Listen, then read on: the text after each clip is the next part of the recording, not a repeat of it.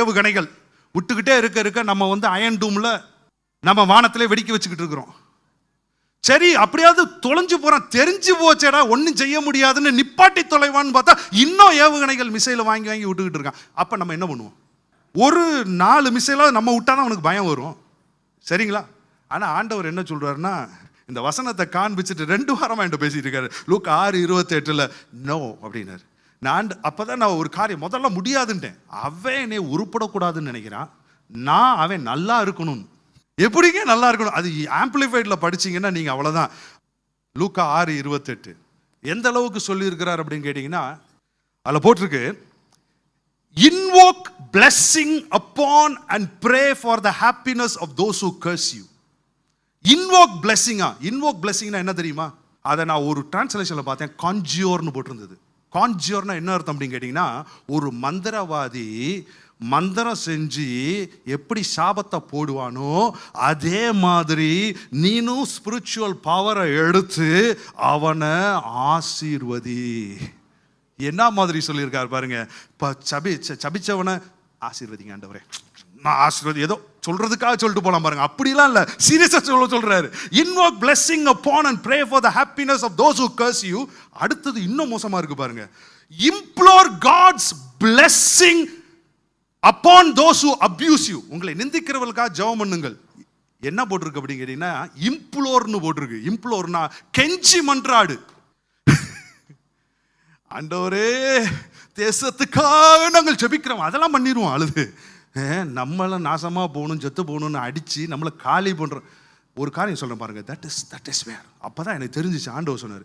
அப்ப நான் சொன்னேன், ஆண்டவரே நீங்க இந்த வார்த்தையை சொல்லி இருக்கிறீங்க. இந்த வார்த்தையை சொன்னது யாரு? ஏசப்பா. ஏசப்பா ஞானம் உள்ளவரா? ஆமாவா? அப்ப கரெக்டா சொல்லுவாரா தப்பா சொல்லுவாரா? எப்படிங்க அது? அவன் நான் நாசமானு சொல்றான், என் பிரச்சனையே அவன் தான். அந்த பிரச்சனையை நான் வாழ வச்சா அந்த பிரச்சனை என்னைக்கு ஒழிகிறது? அப்ப அந்த பிரச்சனை வேரோட போகணும்ல. பிரச்சனை முடியும்னா அப்ப நான் என்ன பண்ண முடியும்? என்ன வேற ஆசீர்வதிங்க ஆண்டவரே, ஆசீர்வாதம். இப்ப எப்ப பிரச்சனை, என் பிரச்சனை சால்வ் ஆகுது? என் பிரச்சனையா? அப்ப பிரச்சனை எப்ப போறது? நான் சொல்றது புரியுதா? ஆனா ஆண்டவர் சொல்ல. அப்புறம் தான் நான் சொன்னேன், ஆண்டவரே நீங்க சொன்னீங்கன்னா நிச்சயமா இந்த குருவி மண்டைக்கு புரியாது, நான் ஆசீர்வதிக்கிறேன். ஐ பிளஸ் லார்ட், கட்டான ஆசீர்வதிக்கிறேன். அப்பதான் ஆண்டவர் சொன்னாரு, டே நீ எனக்குள்ள இருக்கிறன்னா உன்கிட்ட ஆசீர்வாதம் ஒண்ணுதான் இருக்கு. நீ சரக்கு இல்லாததை எங்க போய் வாங்க முடியும்? இரவல் தான் வாங்கி கொடுக்கணும். அங்க போய் நான் இரவல் வாங்கினேன்னா, சாபத்தை வாங்கினேன்னா, அதை நான் வாங்கினேன்னா அது எனக்கு, அப்புறம் தான் அடுத்த ஆளுக்கு போகும். தேவையா? ஆசீர்வதினார். அப்புறம் தான் ஆண்டவர் ஒரு காரியத்தை சொன்னாரு. 2 கொரிந்தியர் 5வது அதிகாரம். டப்பு டுப்புன்னு செத்து போயிடுவேன் யாரும் இங்க நினைக்க கூடாது. அப்படி யாராவது பயத்துல வந்திருக்கிறீங்கன்னா, மரண பயங்கள் இயேசுவின் நாமத்தினாலே நீங்குவதாக. ஹல்லேலூயா. எத்தனை பேர் சுக பலத்தோட இருப்பேன்றீங்க? நீடித்த நாட்களாக எத்தனை பேர் இருப்பேன்னு சொல்றீங்க? ஆமென், ஹல்லேலூயா. பாருங்க, அங்க பவுல் சொல்லும்போது சொல்றாரு, 4வது வசனம் 5:4, இந்த கூடாரத்தில் இருக்கிற நாம் பாரம் சுமந்து தவிக்கிறோம். இருக்குது, இந்த சரீரம் இருக்கிற வரைக்கும் சில பாரங்கள் இருக்கதான் செய்யுது. பரலோகம் போனா ரொம்ப சந்தோஷம் தான், இந்த பாரமே இருக்காதுங்க. தவிக்கிறோம்.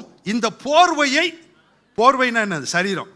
போர்வையை களைந்து போட வேண்டும் என்று விரும்பாமல்.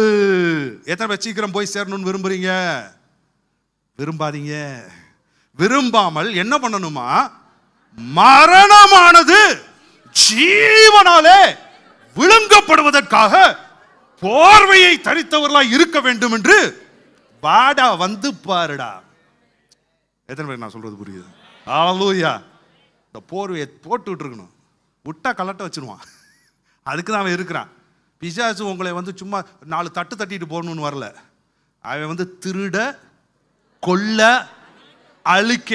never ever an attack is just to give you a pain.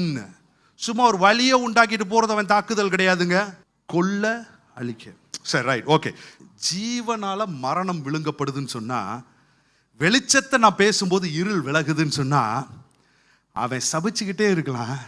நான் ஆசீர்வாதத்தை பேசும் பொழுது சாபம் விலகிரும். நான் ஆசீர்வாதத்தை பேசிக்கிட்டே இருக்கும் பொழுது ஆசீர்வாதம் சாபத்தை விழுங்கிரும்.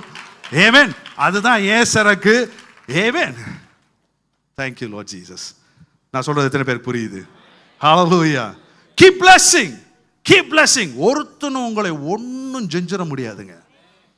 பயந்தாதாங்க, ஐயோ இவன் தான் என் பிரச்சனையே. என்ன பிரச்சனையா இருந்தாலும் மலை மாதிரி இருந்தாலும் என்னைய ஒன்றும் செய்ய முடியாது. cannot even touch my hair. இதெல்லாம் தெனாவட்டு மாதிரி தெரியலாம். இதெல்லாம் பார்த்தீங்கன்னா பைபிளில் இருக்கக்கூடிய இந்த வசனத்தின் அடிப்படையில் நமக்கு உண்டான தைரியம். ஹல்லேலூயா. தனிப்பட்ட முறையிலலாம் இதெல்லாம் கிடையாது. ஏன்னா நானே இந்த ஒரு 2 வாரம் நிறைய தாக்கு, அதனால தான் என்கிட்ட கர்த்தர் இதை பேசிக்கிட்டு இருந்தார். Lot of pains in my body, அங்கெல்லாம் வலிச்சிச்சு. அதெல்லாம் நான் இல்லைன்னு சொல்லலை. சரீரம் இருக்கிற வரைக்கும் சில பாரங்கள் இருக்க தான் செய்யும், சில காரியங்கள் வரதான் செய்யும். ஆனால் முடிவு என்னன்றதுல தான் நம்ம நிற்கணும். ஹல்லேலூயா. வசனத்தை வச்சு ஜெயிக்கணும். ஹல்லேலூயா. பாருங்க, அவனால் அந்த பிலேயாம்னால சாபத்தை போட முடியல. பாருங்க, போட முடியலன்னு சொல்றான். ஆசீர்வதி அப்பா கர்த்தர் சாபத்தே யாக்கோபுக்கு மந்திரவாதில் இஸ்ரவேலுக்கு குறி சொல்லுதலும் இல்லைன்னு சொல்லிட்டு போகும்பொழுது ஒரு ஐடியா கொடுத்துட்டு போறான். ஒரே ஒன்று இருக்கு, அவன் மேல சாபம் பலிக்கணும்னா ஒரு ஓப்பனிங். என்ன ஓப்பனிங்? பாவம். ஏமேன். இந்த மோவாபிய ஸ்திரீகள்லாம் வந்து அவங்க இவங்களோட உல்லாசமாக இருக்க அந்த விக்கிரகங்கள் எல்லாம் கொண்டு வந்து அவங்களுக்கு பலி செலுத்த இந்த மக்கள் பாவம் செய்ய கர்த்தர் அவர்கள் மேலே கோபமாகி 22 பேரோ 24,000 பேரோ செத்து போனாங்க. பாருங்க எப்படி அடிக்கணும்னு சொல்லித்தரான். அதே மாதிரி தான் இந்த லேடியோட டெஸ்டிமனியை பார்க்கும் பொழுது இவங்களை என்னால் ஒன்றும் செய்ய முடியாது. ஆனால் வம்பு கிழுத்து வாயை பிடுங்கி வார்த்தையை சிக்க வச்சாச்சுன்னா நான் நினைச்சதை செஞ்சிடலாம். நான் சொல்றது எத்தனை பேருக்கு புரியுது? எல்லாரும் சொல்லுங்க, நான் வியாதிப்பட்டு இருக்கிறேன் என்று நான் சொல்ல மாட்டேன். ஏன்னா வியாதிப்பட்டு இருக்கிறேன்னு நகரவாசிகள் சொல்லுவதில்லை. எத்தனை பேர் சீயோன் நகரவாசிகள் இங்க இருக்கிறீங்க? எத்தனை பேர் இயேசுவை சொந்த ரட்சகராக ஏற்றுக்கொண்டு இருக்கிறீங்க? நீங்களும் நானும் சீயோன் நகரத்துக்கு வந்துட்டோம். ஏமேன். வலிக்கு வியாதிப்பட்டிருக்கேன்னு நான் சொல்ல போறது இல்லை. நான் சுகமாக்கப்பட்டவன். ஹல்லேலூயா. ஆனால் வலியே வராதுன்னு சொல்லலை. ஏமேன். ஒருவேளை ரொம்ப உங்களால் முடியலையா, நேராக ஹாஸ்பிட்டல் ஓடிடுங்க. டாக்டர் அங்கே ஊசி குத்திக்கிட்டே இருக்க போகும்பொழுது என்ன சொல்லுங்க, என்ன பிரச்சனை? வியாதிப்பட்டிருக்கேன்னு நான் சொல்ல மாட்டேன். ஏன்னா ஹாஸ்பிட்டல் போனவங்களாம் உயிரோட வந்தால் சரித்திரம் இல்லை.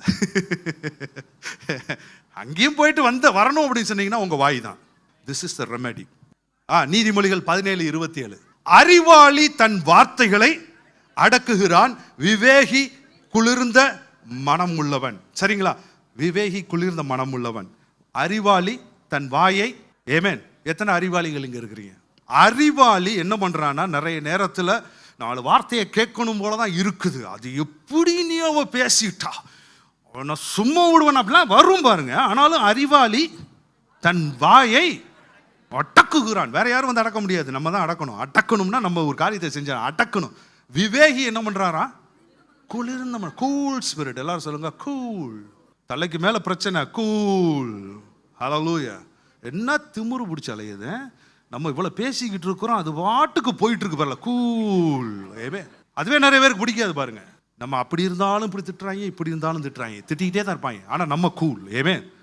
Cool spirit. ஏன்னா எவ்வளோ ஏன்னா அந்த டென்ஷன் ஆகிட்டா தான். பாருங்க, இயேசு கிறிஸ்து பாருங்க, காற்று அடிக்குது, கடல் அலை பொங்குது, இவர் என்ன பண்றாரு? கூல். கூலா இருக்கிறவராக தான் நிப்பாட்ட முடியும். அவர் பாட்டு கூலா இருக்காரு. இவெல்லாம் தண்ணி எடுத்து மோந்து வெளியில ஊத்திக்கிட்டு அதை ஊத்திட்டு, இப்ப நிறைய இந்த வீட்டுக்குள்ளெல்லாம் தண்ணி வந்தோடனே எல்லாம் வெளியில ஊத்திக்கிட்டு இருந்தாங்க பாருங்க. அது மாதிரி கப்பலுக்குள்ள தண்ணி இது வந்துச்சுன்னா முங்கியே போயிடும். அவன் எவ்வளவு டென்ஷன்ல வந்துருப்பான். But yet Jesus was sleeping. நான் தான் யோசிச்சு பார்த்தேன், அவர் மேலே தண்ணியே அடிச்சிருக்காதா? அவர் எப்படி தலையணை வைத்து படுத்திருந்தாரு? இது படகே போல இருக்கும்போது அது மழை சோன்னு பெஞ்சிருக்கும், எங்கே போய் உட்காந்துருந்தான்னு தெரியல.